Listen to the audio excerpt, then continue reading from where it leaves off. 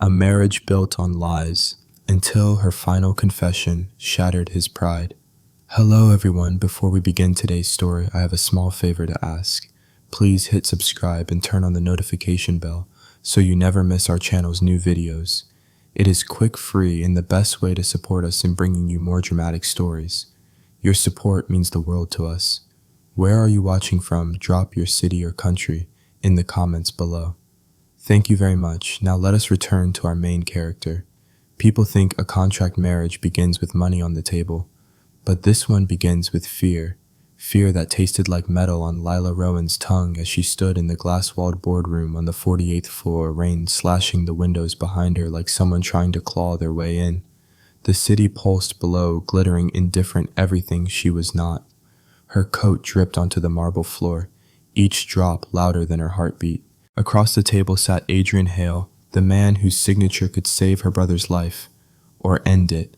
He didn't raise his voice. He didn't need to. Power wrapped around him like a second skin, as if the storm outside bowed to him instead of the other way around.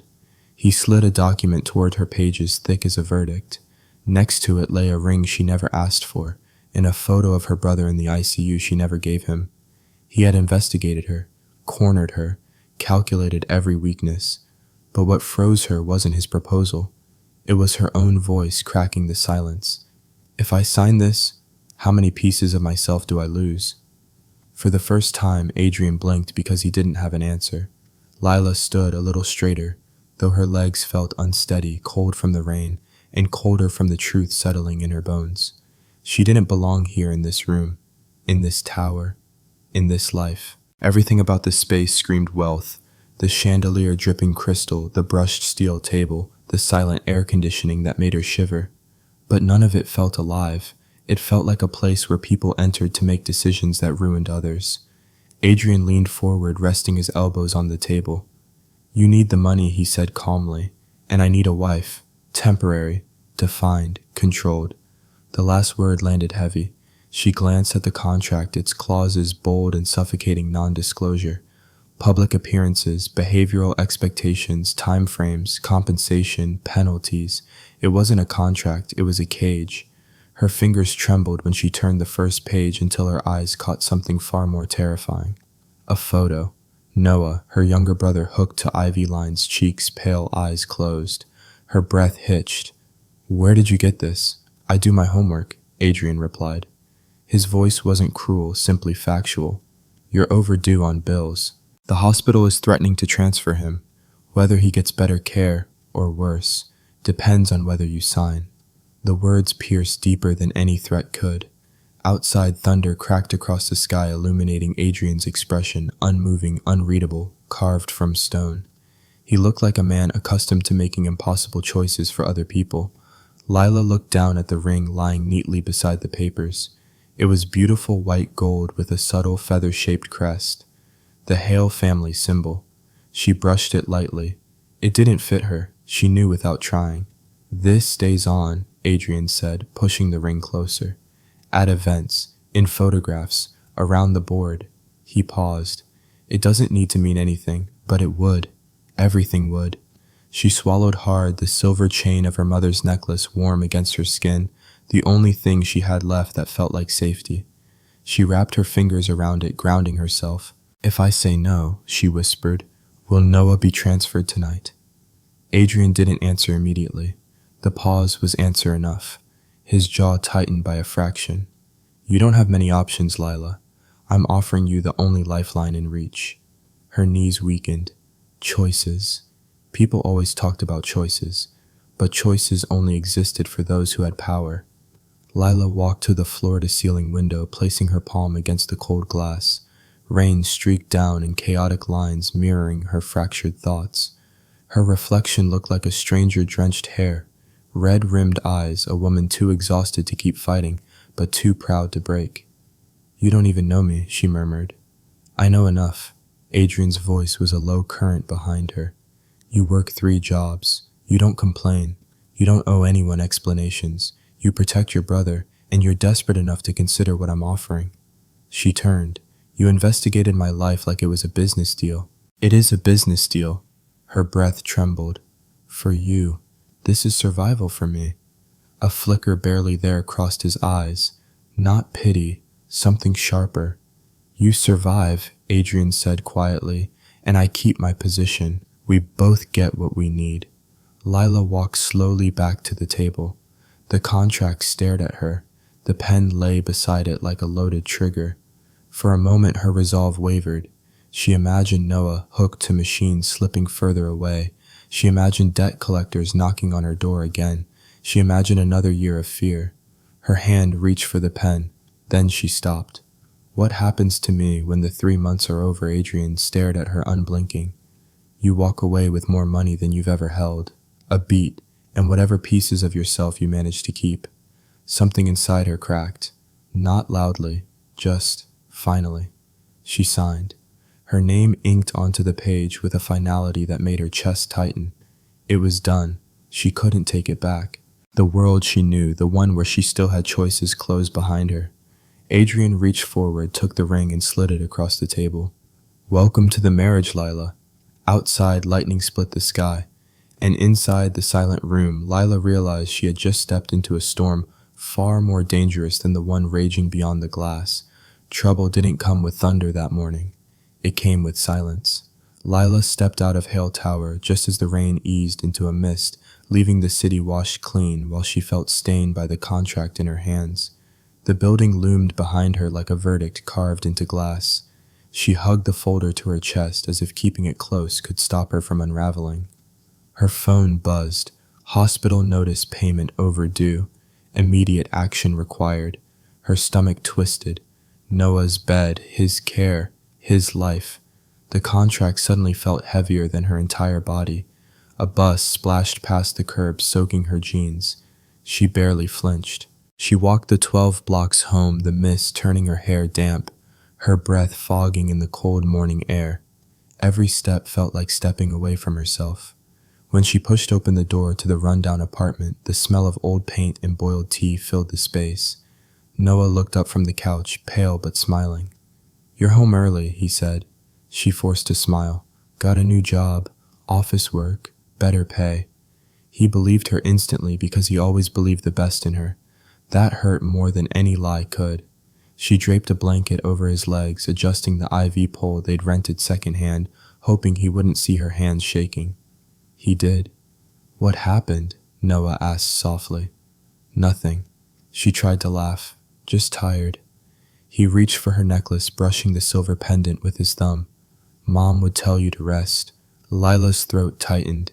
Yeah, she would. After making him tea, she slipped outside to check the mailbox. Bills. More bills. And a brown envelope with no return address. Her blood went cold. She tore it open.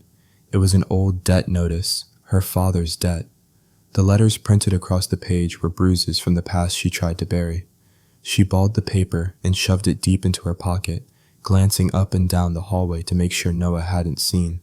Inside again, Noah was dozing. Lila leaned against the cracked wall and sank slowly to the floor, fighting the urge to break. Not now.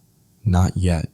Up in his penthouse, Adrian Hale stood in front of a wall of glass, his reflection fractured by the morning light. He hadn't slept. His sleeves were rolled to his elbows, his knuckles white as he held a thin silver necklace, his mother's. He traced the identical design to the one hanging at Lila's throat. A memory clawed its way back. His mother's perfume, her laughter, her hand slipping from his father's grasp as she left, the door closing, the silence afterward. He placed the necklace slowly back into the drawer, closing it as though sealing a ghost inside. Jira, his assistant, entered quietly. Sir, the background report you requested has arrived. Adrian took it, hesitated, then opened it with a controlled breath. Page 1, Arthur Rowan, former Hale Corp., accountant, convicted of embezzlement, catalyst of the Hale scandal 12 years ago. Page 2, immediate family, Lila Rowan, daughter. The room shrank. The floor seemed to tilt. So that was it. That was the shadow behind her silence. He shut the folder too quickly, the edges cutting into his palm. He didn't feel it. Downstairs in the apartment, Lila scrubbed her face at the kitchen sink, splashing cold water to wash away tears Noah couldn't see. Her phone buzzed again. A new message from an unknown number. Congratulations on your upcoming marriage. She froze. Her spine chilled. Someone was watching her. She checked the locks, closed the blinds. Her breath trembled. At the same moment, Adrian sat at his desk, staring at the closed report. He knew what he should do. End the contract. Cut the ties. Protect the company. Protect himself. Instead, he shoved the report into a metal tray and lit a match. The papers curled, blackened, and turned to ash. He didn't know if it was loyalty, stubbornness, or something dangerously close to faith, but he couldn't let her go. Not because of a past she didn't choose. The phone rang. Hospital again. Lila answered with a whisper. Please, we're arranging payment. The voice on the other end was flat. We can't hold the room without funds. She hung up slowly, pressing her fist to her mouth to keep from sobbing. Her world was collapsing on every side. Late afternoon, she went to make tea for Noah. When she reached for the cup left outside her door, steam still rising, she frowned. Noah hadn't put it there, and no one else knew she lived here. A folded note peeked from underneath the cup. Sooner or later, everyone learns their place. Her breath hitched. Someone had been right at her door. Far above, in the highest apartment in the city, Adrian stood alone as the sun dipped red behind the skyline. The light hit the silver necklace in his drawer. He closed it gently, then pressed his hands over his face. Don't get attached, he whispered to himself. But he already was. That night, as the city hummed outside, Lila sat by Noah's bed and held his small, fragile hand. She whispered, I'll fix everything. I promise. And miles away, Adrian stood by his window with the burned remains of the report behind him, staring into the night like a man who had finally realized the truth. He wasn't afraid because Lila had lied. He was afraid because he cared enough that it mattered. Sleep didn't find either of them. The marriage would begin in just 36 hours, and neither of them had any idea how much it would change them. The black car arrived at exactly 9 a.m., its polished surface reflecting the cracked pavement of Lila's neighborhood like two worlds colliding. She tightened her grip on her worn tote bag, kissed Noah's forehead, and whispered, I'll be back before your next check. He nodded, believing her, so 'cause he always did. She stepped into the car and the door closed behind her with a soft, final click. The sound felt like a line being drawn between who she had been and who she was being forced to become. The ride to Hale Tower was silent except for the hum of the engine. The driver didn't speak. He didn't look at her in the rearview mirror, but she felt watched, observed, measured. Every time she shifted, she saw the slightest movement of the driver's eyes taking note of her posture, her nerves, her silence. When the car pulled into the private entrance, two stylists and an etiquette coach were already waiting. They surrounded her the moment she stepped out like surgeons assessing a patient before a delicate operation. She's paler than expected, one murmured. We'll fix that, another replied. Posture, shoulders back, chin up. Don't slouch, dear. Mrs. Hale doesn't slouch. Mrs. Hale. The words scraped against her bones. They ushered her into a brightly lit room filled with mirrors, fabrics, cameras, and racks of designer dresses. Lila barely had time to breathe before a zipper was pulled down her back and a gown was draped over her shoulders. This one, the head stylist declared. No too harsh for her jawline. Try the silver one. Stand still, arms up, don't move. Hands tugged and pinned and adjusted. Pins clicked. Cameras flashed. She felt less like a woman and more like an object being curated. Then someone said the one sentence that cracked something inside her.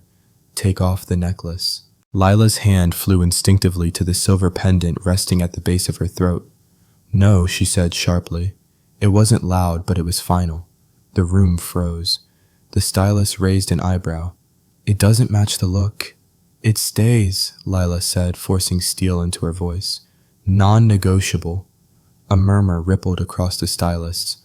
One slipped out of the room, likely to report this tiny rebellion to someone above. Her heart raced, but she didn't back down. That necklace was the last piece of her mother, the last piece of herself. The etiquette coach arrived next, clipboard in hand. Let's begin, she said with the tone of a warden. Smile, not too wide. Hale wives don't show teeth unless necessary. You walk on his left, not his right. You greet the wives first, then the shareholders. Shoulders down, chin relaxed. Again, Again. Lila repeated the gestures until her muscles ached. Every correction felt like sandpaper to her identity. During a mock introduction, she slipped calling one shareholder's wife by the wrong name. The coach slammed her clipboard down. "Do you want to embarrass him? You cannot afford mistakes." Lila's face flushed hot. She whispered, "I'm trying."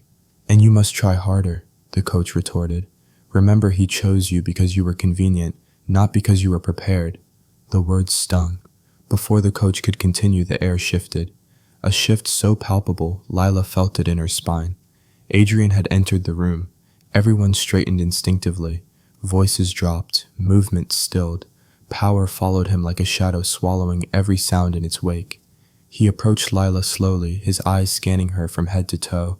Not lustful, not cruel, but assessing, calculating. He lifted a strand of hair from her shoulder, placing it neatly behind her ear. The touch was light, almost absent-minded, but it sent a shock through her chest. "Is she ready?" Adrian asked the room.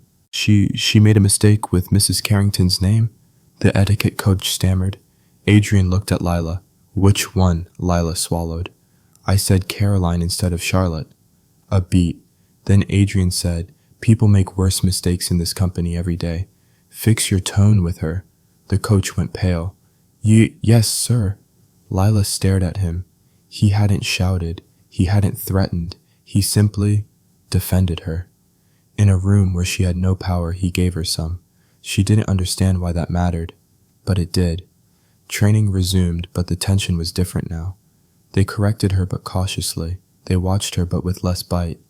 Hours later, during a quick costume change, the zipper on her dress snagged. She stepped into the private fitting room, exhaling shakily. Adrian followed her in.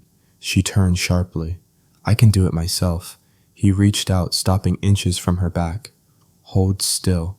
She froze. His fingers brushed the fabric near her spine, gentle, precise, fixing the jammed zipper with ease.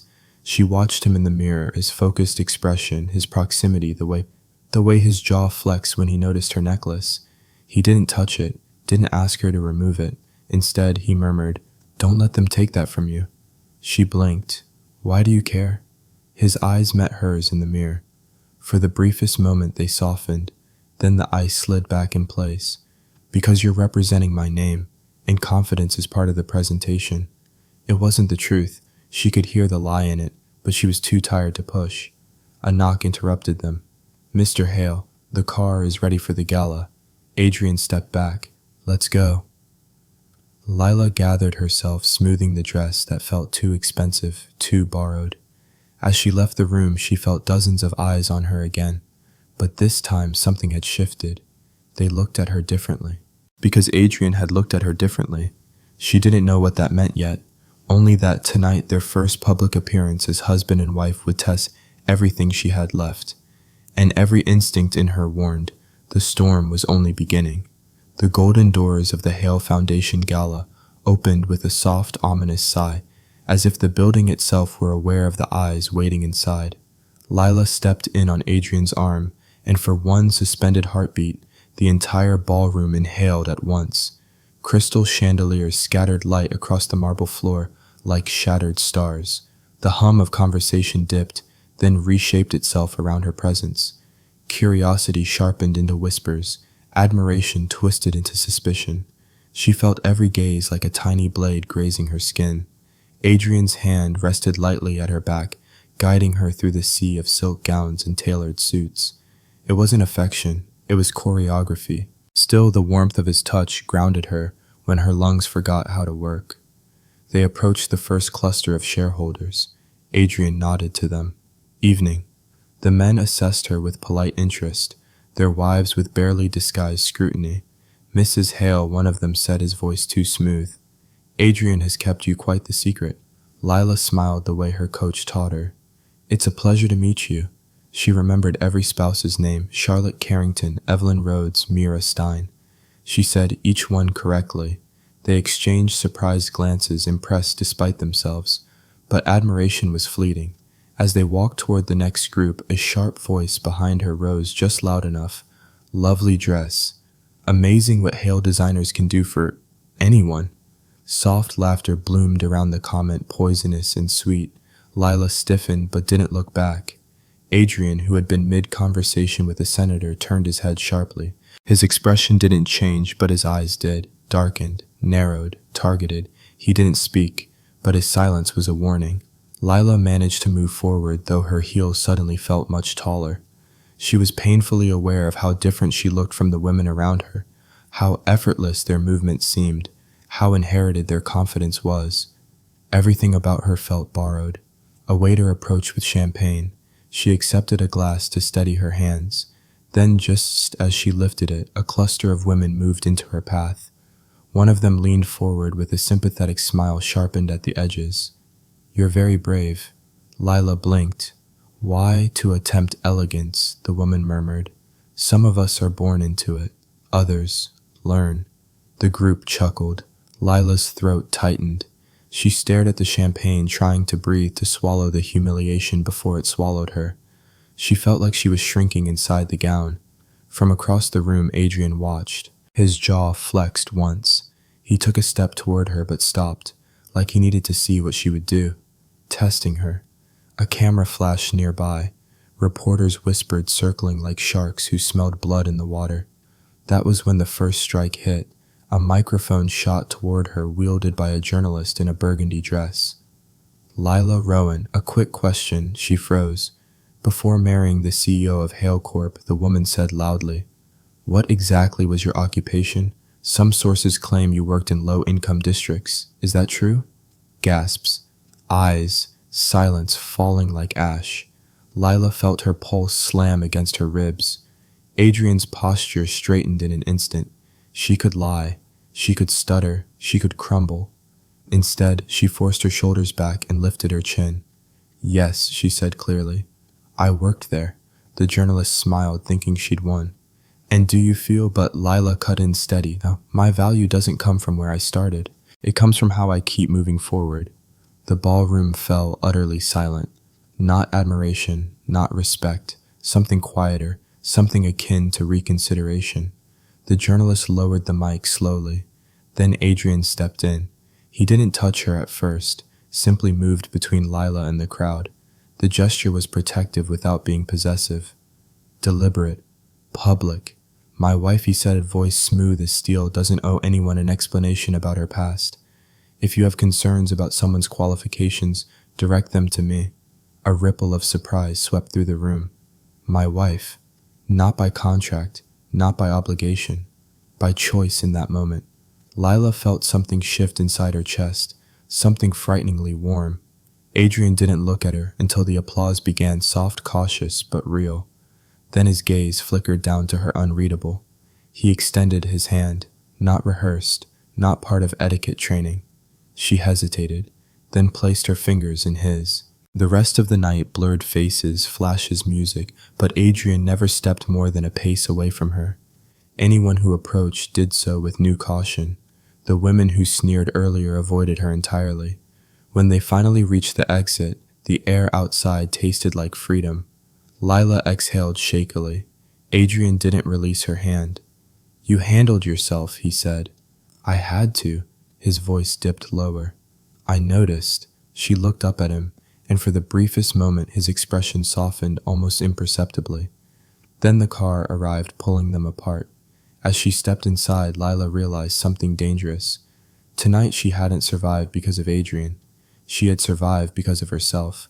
But he had seen her, truly seen her, and that changed everything. The storm had begun. Night didn't roar when they returned to the penthouse. It whispered. The elevator doors slid open with a hush, and Lila stepped out first, her heels clicking softly against the polished floor. Adrian followed several steps behind, silent, unreadable. The city glowed through the wall-length windows, but the penthouse itself felt darker than the sky outside. Too still, too cold, too large for two people pretending not to drown. Lila slipped off the heels the second the doors closed behind them. Pain shot up her legs. Her feet throbbed, skin rubbed raw. She winced and leaned a hand on the back of the nearest armchair. She thought he'd already gone upstairs. He usually moved like a ghost gone before she knew he had been near. But not tonight. Adrian stood by the entryway, jacket over his arm sleeves rolled, watching her. "Why didn't you tell anyone it hurt?" he he asked. His voice wasn't cold this time. It was something worse, quiet, and quiet could break her faster than anger. Lila forced a hollow laugh. Pain is not a luxury I can show. Something flickered behind his eyes, a shadow of understanding or memory. He stepped closer. Sit. I'm fine, she said, straightening. He didn't raise his voice. He didn't need to. Sit, Lila. The way he said her name low certain made her knees give in before she could object. She sank onto the edge of the couch. Adrian knelt in front of her, not touching her, but close enough she could feel the warmth radiating from him. He opened a drawer beneath the coffee table and took out a warm cloth. How he had prepared for something like this, she didn't know. He lifted the cloth toward her foot, then paused a few inches away. May I, he asked. Permission. From him. She nodded. He pressed the cloth gently to her blistered heel. Heat seeped into her skin, easing the burn. She tried not to react, but her breath caught. Adrian's brows furrowed, either in concentration or something else she couldn't name. This was because of tonight, he asked quietly. The shoes, she said. The stairs. Take your pick. He looked up at her, then really looked. You handled them. And if I hadn't, she murmured. His jaw clenched. Then I would have handled them for you. The admission sat between them, electric and fragile. Lila tried to distract herself. She shifted and her sleeve slipped, revealing a thin, pale scar along her wrist. Adrian froze. Lila immediately pulled her hand back, yanking her sleeve down. It's nothing. Don't hide what someone else did to you, he said, voice low, almost rough. She went still. He wasn't guessing. He recognized it. Her throat tightened. It doesn't matter anymore. It does, he said the words almost a whisper. It always does. He set the cloth aside but didn't move away. Rain began tapping gently against the window, a soft percussion underscoring the silence stretching between them. Lila stared at the floor. I grew up learning that pain only gets worse when you show it. Adrian let out a humorless breath. I learned the opposite, that hiding it turns you into someone you don't recognize. She lifted her gaze. Is that what happened to you? He didn't answer immediately. He sat back on his heels, eyes drifting to the window as if the truth lived somewhere out there and in the storm. My mother used to wear a necklace, he said quietly. Silver, like yours. Lila's hand instinctively touched her pendant. One day, he continued, she took it off, left it on the dining table. Then she walked out the door and never came back. The confession slipped from him like he'd held it for too long. She left because of your father, Lila asked gently. She left because she wanted freedom, Adrian said. From him, from me, from everything. His voice cracked on the last word. He swallowed it down. When people leave, they don't give warnings. They just go. Lila felt her chest ache. She whispered, I'm sorry. He didn't look at her. I don't need sorry. What do you need then? He exhaled slowly, as if the question hit somewhere tender. I don't know. Silence stretched soft, heavy, intimate. She stood and walked toward the glass wall, watching rain trail down the windows like liquid silver. Her reflection looked small beside the city lights. Adrian joined her after a moment, standing close enough that their shoulders almost brushed. Thank you, she said quietly, for what he asked, for standing with me tonight. His answer came without hesitation. I didn't do it for them. That stopped her breath. She turned her head slightly. Then, for who, his gaze faltered. Don't ask questions you already know the answer to. Heat curled low in her stomach. Fear, confusion, something dangerously warm. But then his phone buzzed. The screen lit up with bored demands, numbers, problems, all clawing for his attention. She watched him pull away physically and emotionally. The CEO returned. The walls went back up, and whatever was forming between them retreated behind them. We should keep things professional, he said. Lila's heart dipped, but she nodded. Of course. He stepped back. She stepped further. Two wounded people slipping into roles that felt safer than the truth. Later in her room, Lila clutched her mother's necklace, fighting tears she didn't have time to shed. In his office, Adrian touched the faint scar on his own wrist, staring at the reflection of a man he didn't quite know anymore. Down the hall, 2 doors closed, one for him, one for her. But neither one slept. not with the storm building silently between them. Trouble didn't arrive with noise. It seeped in quietly, slipping under doors and through cracks before anyone realized the air had changed. Lila woke to a strange, calm sunlight filtering through the curtains of the guest room, the penthouse unnervingly still. For a fleeting moment, she allowed herself to hope the night before had been a turning point, that maybe the storm between her and Adrian had softened. Then she opened the door. A porcelain cup of steaming tea sat neatly on the floor, centered on a small napkin. She hadn't ordered it. Noah wasn't here. No staff ever came to this floor without being called. A chill skated up her spine. She picked it up slowly and froze when she saw the folded slip of paper peeking beneath the cup. She unfolded it with trembling fingers. "You don't belong here." Her breath caught. Someone had been at her door. Someone close. Before fear could settle deeper, her phone buzzed. 9 Huzuru a.m. Meeting. Room 16C. Mandatory. The message came from an internal hail line. She swallowed hard, set the tea aside untouched, and straightened her jacket. The walk to the 16th floor felt longer than it should. Employees glanced at her, but quickly looked away, too quickly, as if warned not to engage. When she stepped into room 16C, the air thickened. 10 members of the PR department sat around the long table, whispering amongst themselves. Their eyes lifted to her with a combination of curiosity and thinly veiled disdain. No one greeted her. "Take a seat," one of them finally said, gesturing to a lone chair at the end of the table, isolated like a witness stand. She sat. The lights dimmed. A screen lowered. A video began to play. At first, she didn't understand what she was seeing. Grainy footage, nighttime, the outside of a rundown bar. Then the angle shifted, and she saw herself, coat pulled tight against the cold arms, around a man as he steadied her. Her cousin Marcus, the man who helped her get Noah to the hospital. But the clip ended before any context could be understood. The video cut to black, then replayed closer, slower, zoomed in to make the embrace look intimate. A manufactured scandal. Lila's stomach twisted. "Care to explain this?" one of the PR executives asked. "It's not what it looks like," she whispered. "Then what is it?" another pressed. "He's family." "Funny," someone muttered. "That wasn't mentioned in your background paperwork." Lila's pulse pounded in her ears.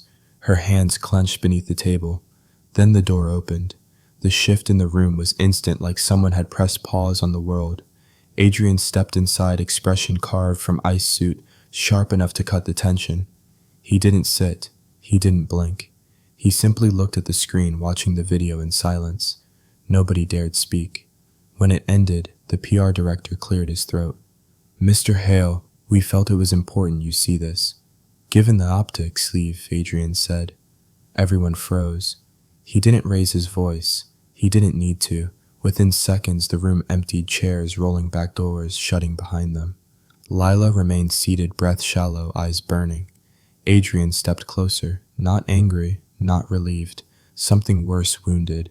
He picked up the remote, paused the video on the frame where the man's hand rested on Lila's back. "Who is he asked. "My cousin," she said. His jaw tightened. "Why didn't you tell me?" "Because you never asked," she answered quietly. He flinched at that. Her voice broke. "Because you only ever want the parts of me that fit into your plan." His eyes darkened, but not with anger, with something more conflicted. He walked to the other side of the table, gripping the edge until his knuckles whitened. "You think I want this," he said, voice low. "You think I enjoy doubting every person who comes near me." "You don't doubt them," she whispered. "You doubt me." The door opened again. Rebecca stepped inside. Every muscle in Lila's body stiffened. "Forgive the intrusion," Rebecca purred, smile polite but venomous. "I simply wanted to ensure Adrian saw the footage before it hit the press." Lila felt her throat close. "You sent it to them." Rebecca tilted her head. "Oh dear, I didn't send anything. I merely forwarded rumors already circulating." Her smile widened. "Damage control, you understand." Adrian's voice cut through the air like a blade. "You had no authority." "On the contrary," she replied smoothly. "Protecting the company's image is my authority." Lila stood abruptly, chair scraping. "This is harassment." Rebecca placed a manicured hand against her chest.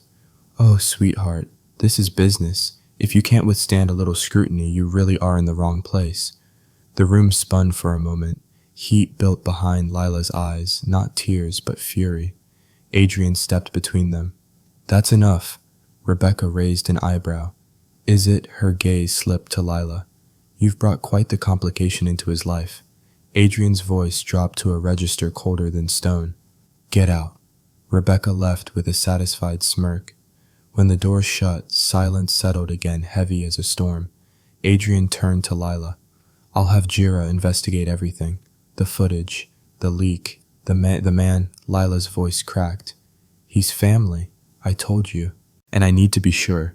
She recoiled as if struck. He didn't move toward her. He didn't comfort her. He just stood there, drowning in his own doubt. The room felt too small, too sharp, too loud. "I thought last night meant something," she whispered. Adrian's expression flickered the faintest crack, but then the walls slammed back into place. "Last night," he said carefully, "was a mistake." The words punched the air from her lungs. She stepped back. "Right. Of course." He didn't call after her as she walked out. He didn't stop her. He didn't even breathe. When the elevator doors closed, Lila pressed her forehead to the cool metal wall, her hands shaking uncontrollably. Above her in room 16C, Adrian stared at the paused video, at the fear in her eyes, the vulnerability in her posture, and hated himself for doubting her. But fear was louder than reason, and old wounds had long shadows. Neither of them realized it yet, but the first strike had landed, and the real war was just beginning. Adrian stared at the folder on his desk, as if it were a living thing coiled and ready to strike. Morning light poured into the office, but none of it touched him. His fingers hovered above the cover, before he finally opened it, each page heavier than the last. Arthur Rowan embezzlement, Hale Corp, victim, case closed, families ruined. His stomach twisted. Next line, immediate family, Lila Rowan. He shut his eyes. 12 years collapsed into a single breath. The scandal, the reporters, his father raging, his mother leaving, the necklace she left on the table, the door slamming behind her. He snapped the folder shut, breath ragged, not because of the crime, but because Lila hadn't told him. Downstairs, Lila stepped out of the elevator, gripping her tote bag like a lifeline. Her chest still ached from the confrontation with Rebecca, but she forced herself to walk forward. Noah's medical bill notification pinged. Another overdue notice, another threat. Her phone buzzed again. Unknown number. "We know who you are." Her breath caught. Another message followed, and soon everyone else will too. Her fingers trembled as she shoved the phone back into her bag. She wouldn't break here, not in front of these people. She pushed open the door to the living area and stopped. The brown envelope was waiting on the counter. Her father's debt, the past she had tried to bury. A knock sounded sharply behind her. She flinched, pulse spiking. "Lila." Adrian's voice cut through the air, controlled but brittle. She opened the door. He stood there, folder in hand, eyes darker than she'd ever seen. "We need to talk." Her throat tightened. "About the video, no." His voice was lower now. "About your father." Her heart dropped. He held up the folder. "Why didn't you tell me?" Lila swallowed hard. "Because it has nothing to do with me. It has everything to do with you," he snapped. "With us. With this marriage. With my company." There it was, the wall again. She stepped back, trembling. "I was a child, Adrian." He didn't soften. "You hid it." Her voice cracked. "Because you look at me like you're looking at him right now." His jaw clenched hard. She moved to the window, needing air. "You think I wanted any of this? The debt, the shame, spending my whole life trying to outrun a man I haven't seen in years." Adrian didn't move. "You should have trusted me." Lila laughed, broken, shaking. "Trusted you? You barely trust yourself." That hit him. His jaw slackened. His hand curled around the folder. She turned. "Tell me something. If I told you the truth on day one, what would you have done?" He didn't answer. He couldn't. And that silence told her everything. "You would have walked away," she whispered. He looked away. For a moment, neither of them breathed. Then a soft, pointed voice cut through the tension. "Well," Rebecca said from the open doorway, "this is uncomfortable." Lila froze. Adrian's head snapped toward her. Rebecca stepped inside slowly, elegance deliberate. "I heard there was important information being discussed." Adrian's voice dropped to a warning tone. Get out. But Rebecca ignored him, knees locked on Lila. Here's the thing, sweetheart. You can't hide where you came from. People like us. She smiled sweetly. Don't forget who almost destroyed our lives. Lila's knees nearly buckled. Rebecca tapped the folder in Adrian's hand. Some sins echo through generations. This is one of them. That's enough, Adrian growled. Rebecca shrugged lightly. I'm simply saying what everyone else is thinking. And then she left, satisfied. The door clicked shut. Lila stood perfectly still. Her voice was a whisper, the kind that carried more pain than shouting ever could. This is why I didn't tell you. Adrian swallowed hard. Lila, she cut him off.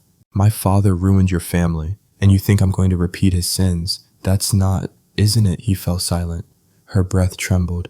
I'm not him. He looked at her and then really looked, and for the first time she saw fear in his eyes. Not of her, of losing her. Lila, he said softly, I don't know how to trust this. Something inside her broke. Cleanly, quietly. She stepped closer. Tears blurred her vision, but her voice was steady. You want the truth. My father nearly destroyed my life too. We ran from him. We hid from him. We lost everything because of him. He stiffened. And you know what hurts most, she whispered. Not that you looked into my past, but that you think I could ever be like him. Adrian's face cracked just for a second. The mask slipped. Beneath it was a boy hurt by abandonment, a man shaped by betrayal. She saw all of it, and he hated that she did. He turned away, the breathing hard. I need time. Lila closed her eyes. Take it. She walked past him, heading for the guest room. Her legs shook with each step. At the door she paused. Just tell me one thing, she said without turning back. If I leave right now, would you stop me? Silence. Long, painful. When she finally looked over her shoulder, Adrian wasn't facing her. He didn't move. He didn't speak. And that was her answer. Lila slipped into the room, closing the door gently behind her. She pressed her back to the wood and slid to the floor, tears spilling silently. On the other side of the door, Adrian leaned his forehead against the wall, eyes closed, fists trembling. He could have called her back. He could have reached for her. He could have told her she wasn't her father's sin, but he didn't, because fear, old, deep familiar, held him still. And the distance between them became a wound neither knew how to stop from bleeding. Lila didn't feel her feet as she ran down the corridor, only the burn in her lungs, and the echo of Adrian's silence chasing her like a shadow she couldn't outrun. Hale Tower stretched endlessly, each step heavier, each breath sharper, the fluorescent lights smearing into streaks from the tears she refused to blink away. She pushed through the door of his office without knocking. Adrian stood with his back to her, braced against the edge of his desk, head bowed as if the weight of the building sat squarely on his shoulders. Papers lay scattered across the surface, hospital reports, a copy of her father's file, the paused video still glowing on a tilted screen. Adrian, she said, her voice thin and trembling, we need to talk. He didn't turn. I know. His voice was frayed, not controlled, not cold, something in between, like a man desperately holding the last thread of composure. Lila stepped closer. You think I lied to you. Slowly he lifted his head. I think you didn't trust me with the truth. That's not the same, she whispered. It feels the same, he said, and the honesty in his voice hurt more than the accusation. She swallowed hard. Do you want to know how long I've lived running from his shame, his debt, his shadow? My whole life, Adrian. My entire life has been survival. He said nothing. She took another step, tears burning at the edges of her eyes. I didn't tell you because I didn't want you to look at me the way everyone always has, like I'm a mistake someone else made. His fingers curled against the desk. I never thought that. You do now. Adrian closed his eyes, jaw tight. You should have told me, and you should have asked, she shot back, voice breaking. But you don't ask about things that matter. You only look for whatever can hurt you. The words struck him like a physical blow. His shoulders tensed. She continued before she lost her courage. You don't trust people because you think they'll leave you the way your mother did. His eyes snapped open, sharp, wounded, stripped bare. Don't, he said hoarsely. Don't talk about her. I have to, Lila whispered, because she's the reason you can't see me clearly. He took one step toward her. You don't know anything about what she did to me. I know you're still living it, she said softly. Every time you doubt me, you're doubting the ghost she left behind. He stopped in front of her, breath shallow, so close she could see the small tremor in his jaw. You don't understand, he murmured. Then help me, she pleaded. Tell me. His eyes flickered, pain cracking through the surface. For a moment, one fragile, suspended moment, she thought that he might finally let her in. But instead, he whispered, I can't. The word shattered the air. Lila's chest tightened. Then let me tell you what I've never said out loud. Adrian didn't move, didn't stop her. She took a breath that felt like it scraped her lungs raw. My father didn't just ruin your family, she said. He ruined mine too. He ruined me. He disappeared and left nothing but debt, shame, and the kind of fear you don't outgrow. Adrian's brows drew together. Surprise, confusion, grief flickering beneath the ice. I spent years trying to prove I wasn't him, she whispered, working endless hours, protecting Noah, hiding everything ugly so no one could use it against me. Her voice cracked. I didn't hide it from you to lie. I hid it because I wanted just once for someone to choose me without seeing the stain he left behind. Adrian breathed in sharply as if the words left a bruise. Then she said the truth she was most terrified of. You were the first person I wanted to trust, and the first one I was scared would walk away. Adrian's throat worked. He opened his mouth, but nothing came out. Lila stepped back, everything inside her shaking. Tell me something, Adrian. Did you doubt me because of what I did, or because of what she did to you? The question sliced straight to his core. He took a shaky breath, the truth slipping unfiltered into his eyes. And Lila knew, she saw it. You're not afraid of me, she whispered. You're afraid that caring about me means losing control, and losing control terrifies you. His composure cracked. Lila. I'm not finished, she said softly. I didn't tell you because I was afraid. Afraid you'd look at me the way you are right now. Raw, wounded, uncertain, dangerously vulnerable. Then she spoke the words that shattered the last of his defenses. I wasn't scared of losing the contract. I was scared of losing you. Silence swallowed the room. Adrian's breath hitched just once, but he didn't reach for her. He didn't close the distance. He didn't say anything. Fear held him still. Lila felt something inside her collapse. Not breaking, just giving up. She slipped the wedding ring from her finger and placed it on the desk between them.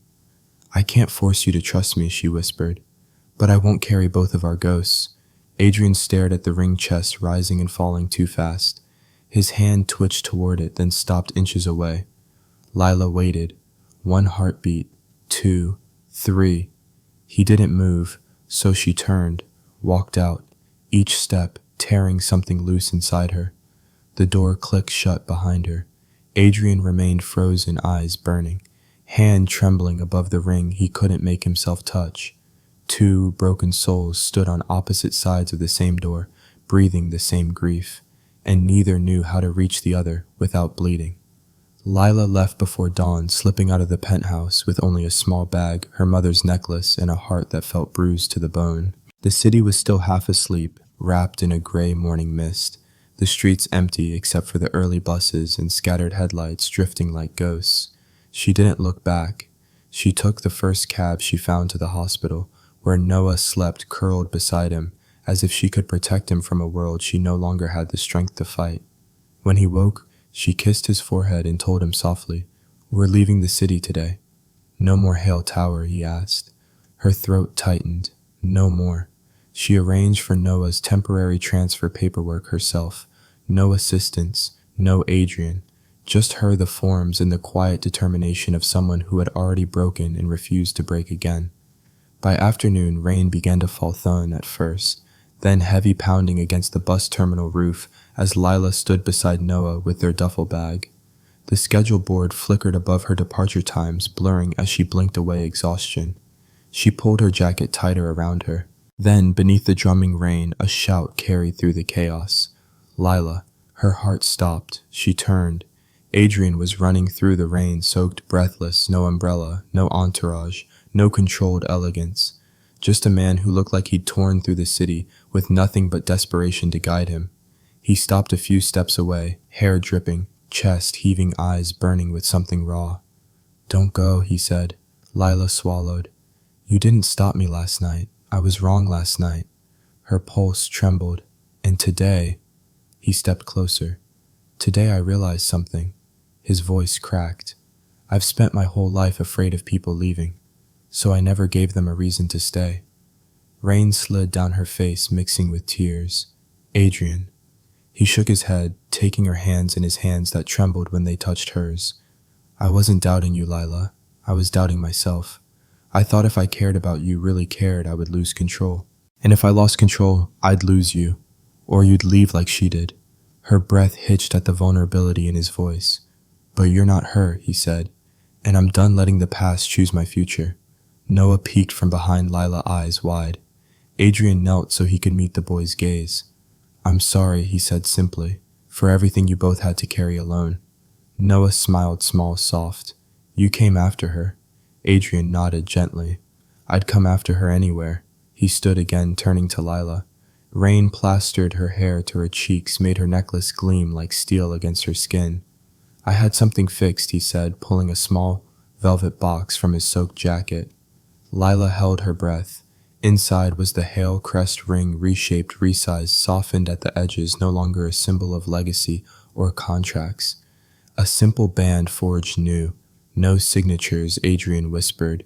No terms, no conditions, just us, just love, messy and terrifying and real. Her vision blurred. And if you'll let me, he continued, voice unsteady, I want to choose you every day. Not because I need you to save my position, not because of an agreement, but because somewhere along the way, Lila, I fell. The words broke something open inside her. She stepped forward, rain cascading off her as she pressed her forehead to his. You're too late, she whispered. Adrian froze. Then she cupped his face, tears falling freely. Because I already chose you. Relief shattered across his expression, the kind of relief that looked like someone learning how to breathe again. He closed the distant arms wrapping around her, like he'd been holding back for years, like he'd finally unlocked something he'd never allowed himself to feel. When they finally pulled apart, she looked at Noah. Is this okay? Noah grinned. It's about time. Lila laughed through her tears. Adrian slid the ring onto her finger, sealing something sacred, not a contract but a promise. Home wasn't a place. It wasn't a penthouse. It wasn't Hale Tower. It was the way Adrian looked at her now, without fear, without walls, without conditions. Just love. They walked back toward the car together. Rain still falling, but lighter now, cleansing instead of drowning. A new beginning instead of an ending. And as they disappeared into the soft mist of the city, their shadows merged into one. If this moment touched something in your heart, stay close. There are more stories worth feeling, more journeys worth taking, and more love worth fighting for. Hit subscribe, leave a comment, and come back for the next story. Your presence brings these worlds to life.